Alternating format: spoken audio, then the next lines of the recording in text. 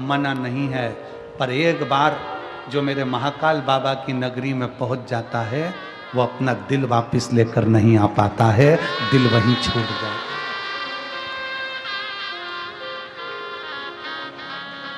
जो महाकालेश्वर बाबा की नगरी में जाता है, मेरे महाकाल की नगरी उज्जैनी में जाता है, जो मेरे महाकाल बाबा के चरणों में जाता है, वो उज्जैन से, महाकाल की नगरी से सब कुछ वापस ला सकता है, पर अपना दिल नहीं ला सकता, क्योंकि दिल तो मेरा महाकाल रख लेता है, हृदय तो मेरा महाकाल रख लेता है। वो कहते हैं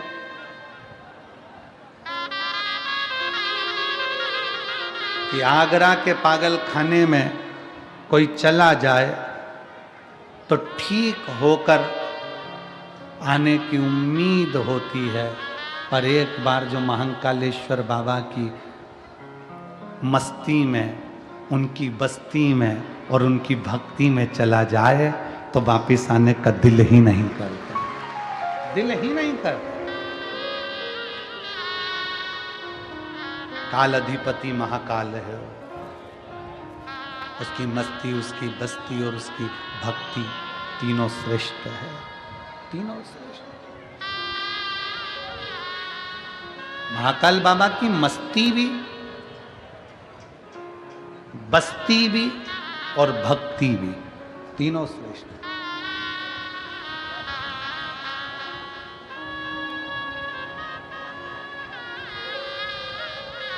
शिव तत्व कर रहा है। शंकर भगवान विवाह करने को तैयार नहीं थे, विवाह तो उन्होंने देवताओं के लिए करा। मेरे ओघड़दानी ने, मेरे शंकर भगवान ने विवाह स्वयं के लिए नहीं, देवहित के लिए करा।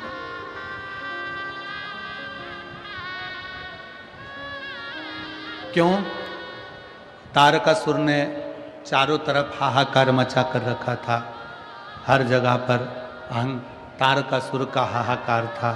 तारकासुर ने वर मांगा था भगवान ब्रह्मा जी से कि वर मुझको दीजिए कि अगर मैं मरूं तो शिव जी के पुत्र के द्वारा मरूं, शंकर जी के बेटे के द्वारा।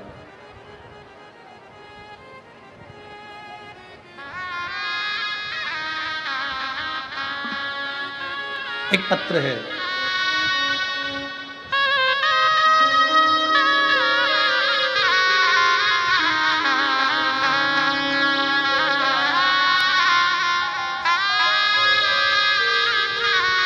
मनीषा साहिल पाटिल, सिरपुर, न्यू योगेश्वर कॉलोनी के निवासी हैं। कहीं बैठे हों तो हाथ हिला सकते हैं। मैं मनीषा सलील पाटिल, सिरपुर, न्यू योगेश्वर कॉलोनी। कहीं बैठे हों तो हाथ हिला सकते हैं। हाथ हिलाओ एक बार।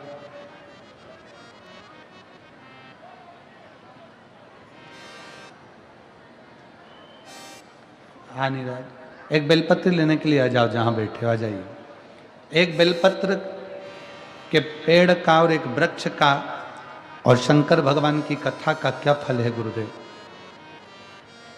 उस दिन सिरपुर की एक दीदी ने बोला, आपका मंच, आपकी व्यासपीठ हॉट सीट है, परंतु बाबा कौन बनेगा करोड़पति में? लोग पैसे लेकर करोड़पति होते हैं, हम तो आपके हाथों से बेलपत्र लेकर करोड़पति बन जाते हैं, करोड़पति हो जाते हैं।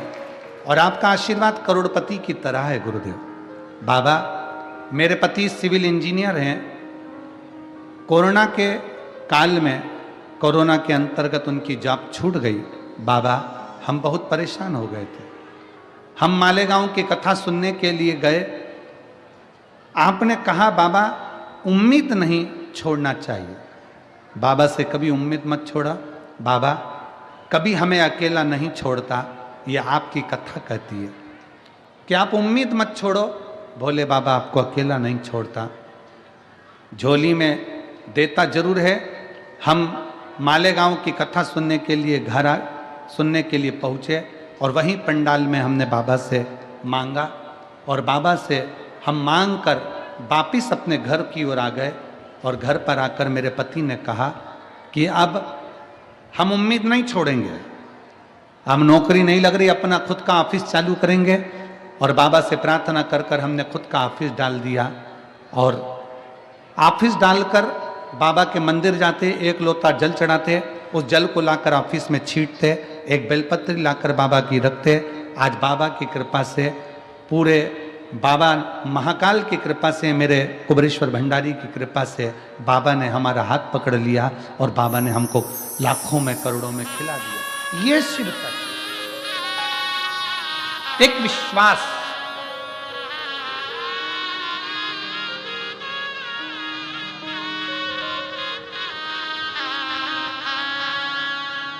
एक लाइन अच्छी लिखी है, ना कर नसीबों से इतनी शिकायत, ना कर नसीबों से इतनी शिकायत, जब वो राजी होता है तो हर चीज कदमों में डाल ही देता है। जब वो राजी होता है तो हर चीज कदमों में डाल ही देता है। ऐसा मेरा शिव, ऐसा मेरा शंकर कुबेर भंडारी है। एक विश्वास। एक पत्र और है,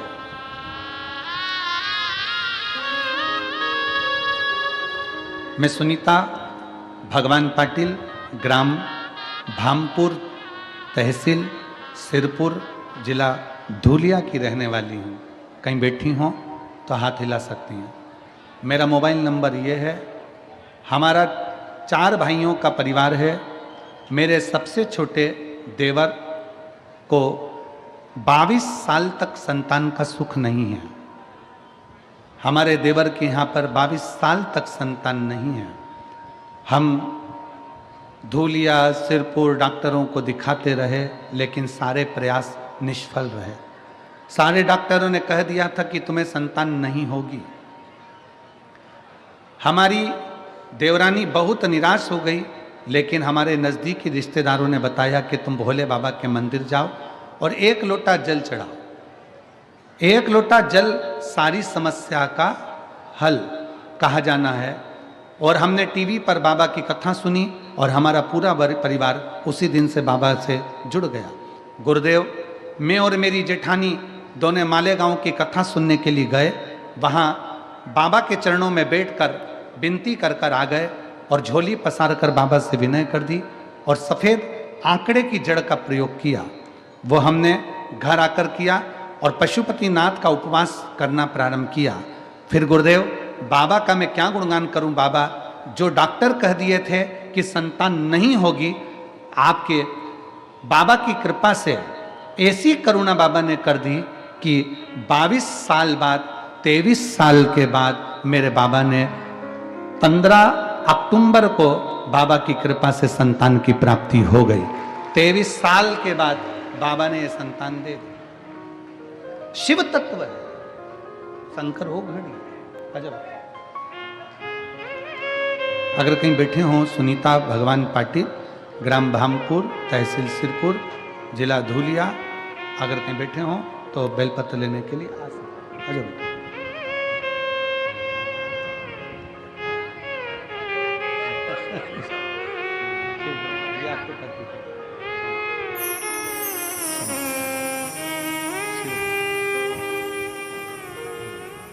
बधाई आपको, बहुत बहुत उन्नति करें। 23 साल के बाद बाबा ने औलाद दी। कोई लेट बनता है, कोई जल्दी बनता है, पर शिव को जल चढ़ाने वाला एक दिन सेठ जरूर बनता है, ये निश्चित है। थोड़ा समय लगता है, हो सकता है थोड़ा समय लगे, दुख कटने में थोड़ा समय लग सकता है, पर बाबा करुणा कृपा दया जरूर करता है। उसकी उदारता, उसकी दया, उसकी करुणा जरूर होती है। वो कृपा जरूर करता है और उसकी कृपा जब होती है तो संसार पूरा देखता है, पूरा संसार। और खाली ना जाता कोई दर से तुम्हारे,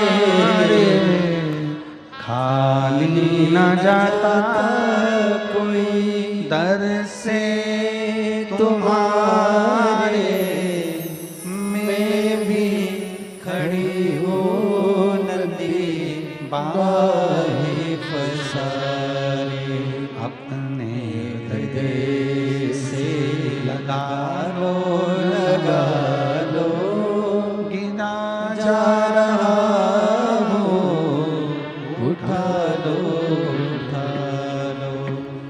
भोले अपने दर से अब तो न टालो गिरी जा रही हो उठा लो जब आप विश्वास करते हैं शंकर के प्रति, जब आप भरोसा करते हैं शिव के प्रति, शिव साथ निभाता है। शंकर भगवान ने विवाह शादी अपने लिए नहीं, शंकर भगवान ने विवाह शादी देवताओं के हित के लिए करी। तारकासुर ने वर मांग लिया था कि मैं मरूं तो भगवान शंकर के पुत्र द्वारा मरूं, उनके बेटे के द्वारा।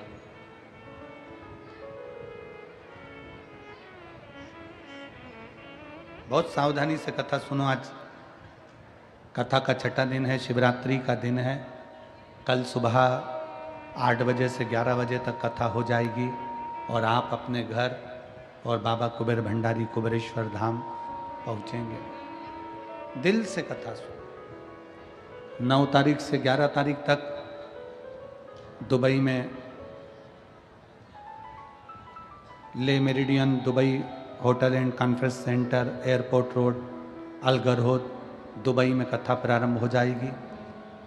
दुबई का कथा का समय दुबई के वासियों के लिए 11:30 बजे से रहेगा प्रातः, और भारतीयों के लिए, भारतवासियों के लिए दोपहर में 1 बजे से 4 बजे तक दुबई की कथा का समय रहेगा।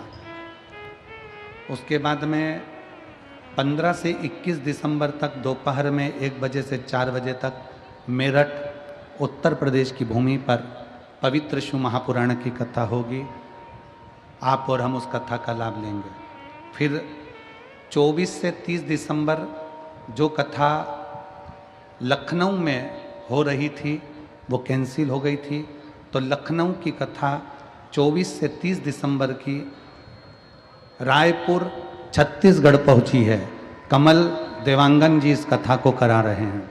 रायपुर छत्तीसगढ़ की पवित्र भूमि पर 24 दिसंबर से 30 दिसंबर तक 7 दिवसीय रायपुर वासियों को, छत्तीसगढ़ वासियों को सुंदर छत्तीसगढ़ की पवित्र भूमि पर यह कथा पहुंची है। बड़े भावों से उस कथा का आप और हम लाभ लेंगे। जनवरी के महीने की कथाओं का स्मरण एक बार आप लोगों को रहेगा, सभी लोग सावधानी से सुन लेंगे। 4 जनवरी से 10 जनवरी तक नूतन वर्ष 2025 की पहली कथा छुरिया हालेकोसा राजनंदगांव जिला छत्तीसगढ़ में होगी। 16 से 22 जनवरी की कथा सूरत गुजरात की पवित्र भूमि पर होगी।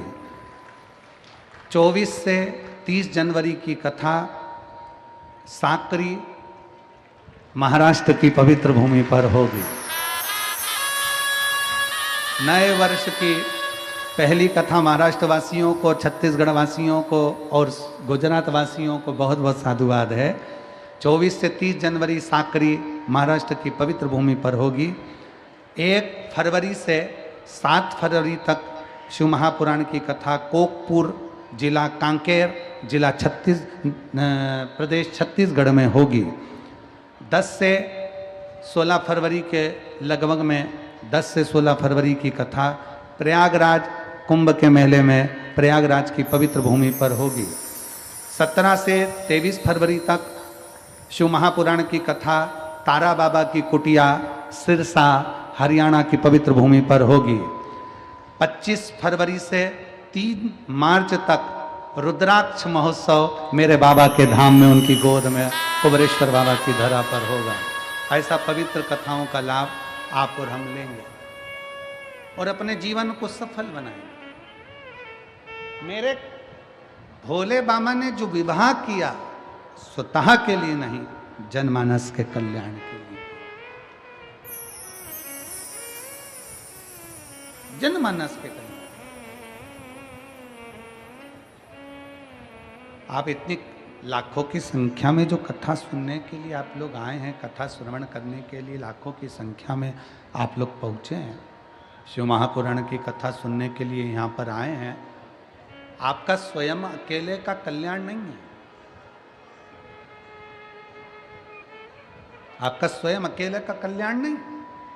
शिव महापुराण की कथा कहती है, शिव महापुराण का महत्तम कहता है, शिव कथा कहती है कि जब हम कथा सुनने के बाद यहाँ से जाते हैं, कथा श्रवण करने के बाद में जब हम यहाँ से जाते हैं, तो कथा सुनने के बाद हम जब यहाँ से निकलते हैं, तो हमारे श्रवण करने के बाद हम यहाँ से जब निकलते हैं, तो हमारे शरीर से जो हवा हमारे शरीर को छू कर जाती है, वो हवा के द्वारा जितने जीव संसार के, तुम्हारे गांव के, नगर के, क्षेत्र के, शंभु जितने जीव हैं, कोई अधोगति में मर गया है, कोई परेशान जीव है, उसको भी हमारे शरीर की हवा टच होकर जब लग जाती है तो उसका भी कल्याण हो जाता है। ऐसी शिव महापुराण की पवित्र कथा।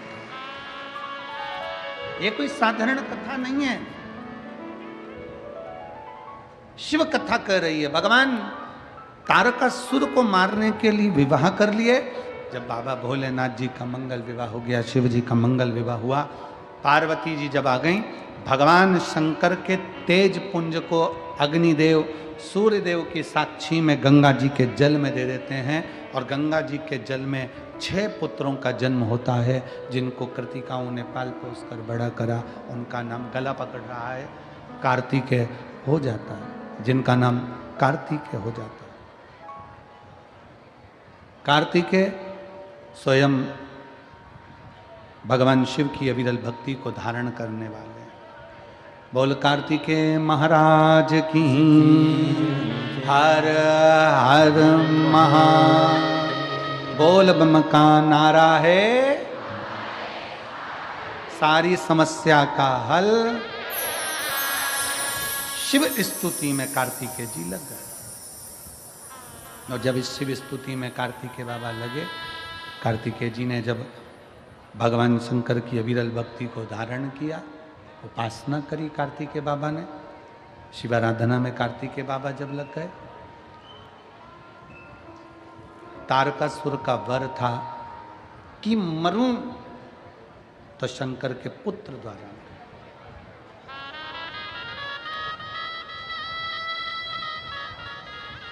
कभी अगर मौका लगे, जैसे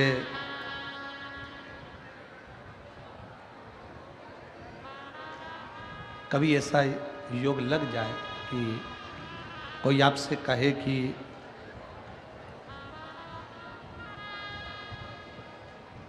आपके शरीर में बहुत भारी कोई रोग हो गया, और बहुत बड़ा रोग है, बहुत रोग, और शरीर में बहुत बड़ा रोग हो गया हो, और वो रोग समाप्त नहीं हो रहा, वो रोग समाप्ति की ओर जा ही नहीं रहा, रोग समाप्त हो ही नहीं रहा, तो एकांक्षी नारियल लीजिए। श्रीफल, नारियल देखा है सब लोगों ने? श्रीफल जो होता है, नारियल जो होता है, पानी पीने वाला नारियल नहीं, जो भगवान को चढ़ता है, उस नारियल की बात। एकांक्षी नारियल, एकांक्षी नारियल से मतलब है कि नारियल में जो जटा होती है, उस जटा के स्थान पर 3 नेत्र होते हैं। किसी किसी नारियल में 2 नेत्र होते हैं, किसी में 3 नेत्र होते हैं, किसी में 2 नेत्र होते हैं, किसी में 3 नेत्र होते हैं। तो 3 नेत्र वाला नहीं, 2 नेत्र वाला नहीं, कभी अगर मिल जाए, भूलवश तुम्हारे हाथ में आ जाए, एकांक्षी नारियल।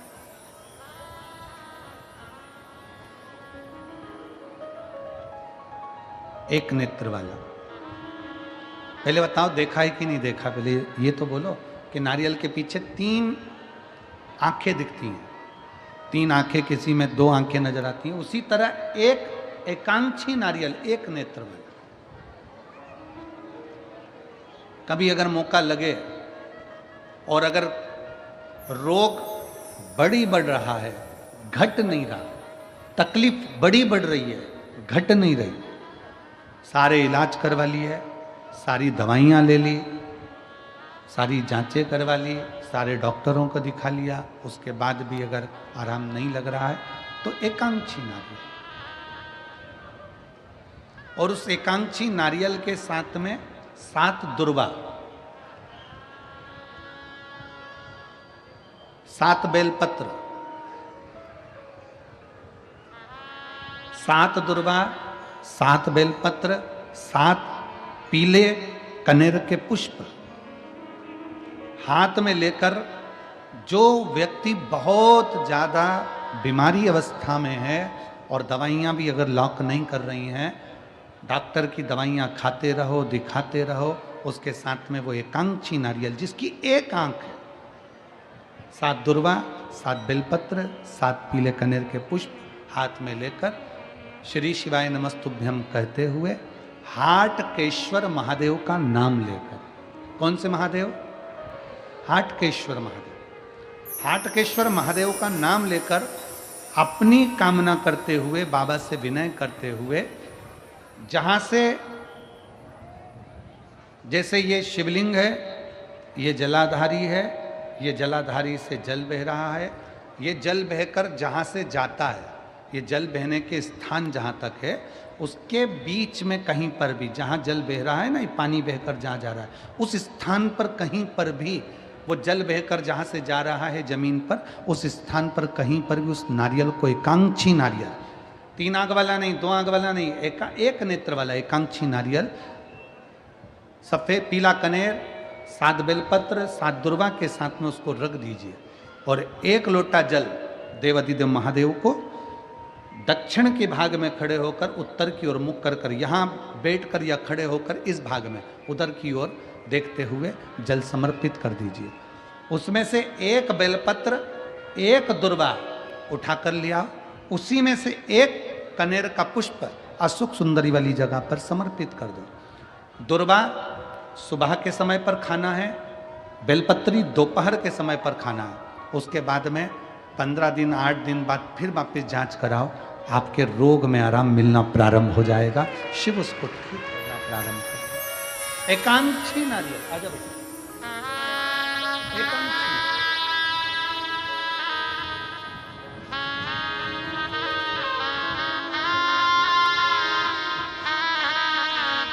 23 साल के बाद ये बच्चा हुआ है, एक बार जोरदार ताली बजाएं।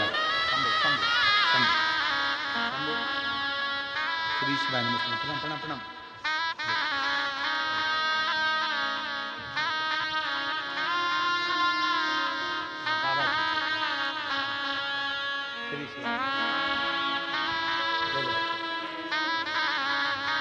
एक बार जोरदार ताली बजाएं।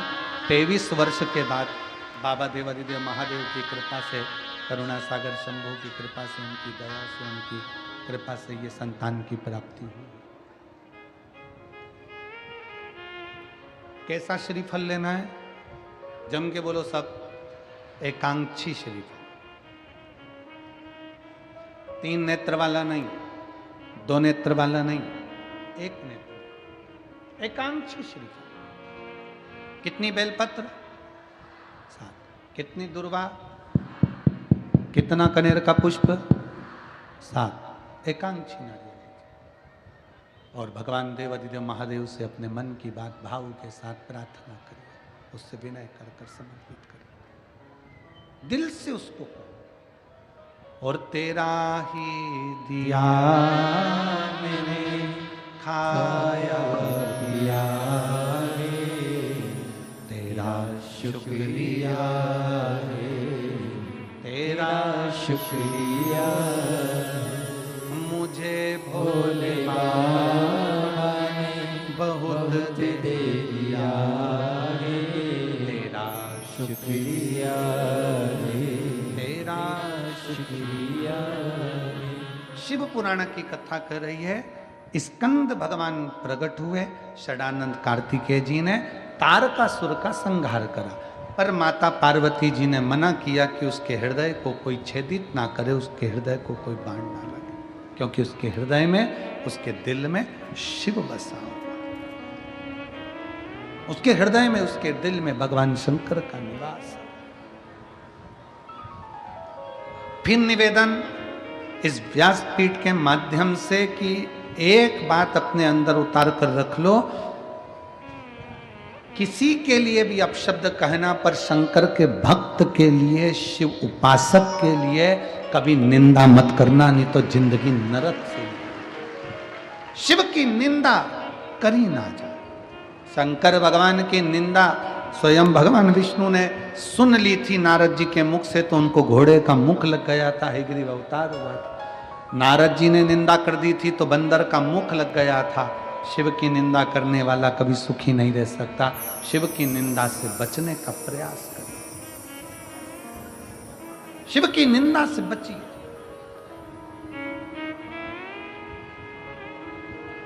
करो तो शंकर का भजन करो, करो तो शिव की आराधना करो।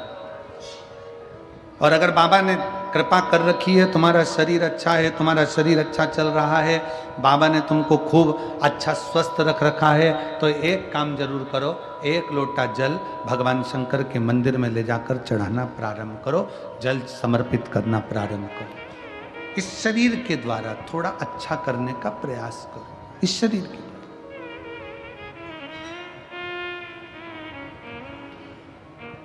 शिव के दरवाजे पर जाओ, एक लोटा जल समर्पित करो। तारकासुर मर गया, तारकासुर के प्राण छूट गए। तारकासुर के 3 बेटे हैं, तारकाक्ष, विदुम्माली, कमलाक्षकी।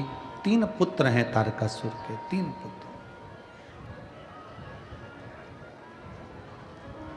और तीनों प्रबल हैं, तीनों प्रखर हैं। तीनों ने विचार किया, अगर हम देवताओं से बेर लेंगे तो हमें मरना पड़ेगा, अगर हम देवताओं से बेर लेंगे तो हमको मरना पड़ेगा। तो फिर करा क्या जाए? तीनों ने भगवान ब्रह्मा जी की तप साधना प्रारंभ करी, और ऐसी तप साधना करी। शिव महापुराण की कथा में हर जगह पर हमें सुनने को मिलता है कि पार्वती जी ने तप साधना करी, तुमरुकेश्वर ने, तुमरुका जी ने तप साधना करी।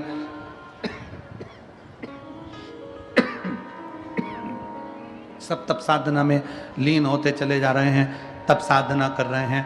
कली काल में तप साधना करने की जरूरत नहीं।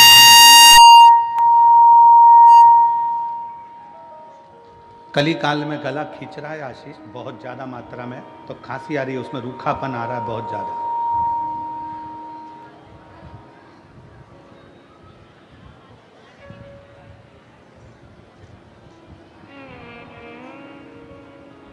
कली काल में तप साधना करने की जरूरत नहीं।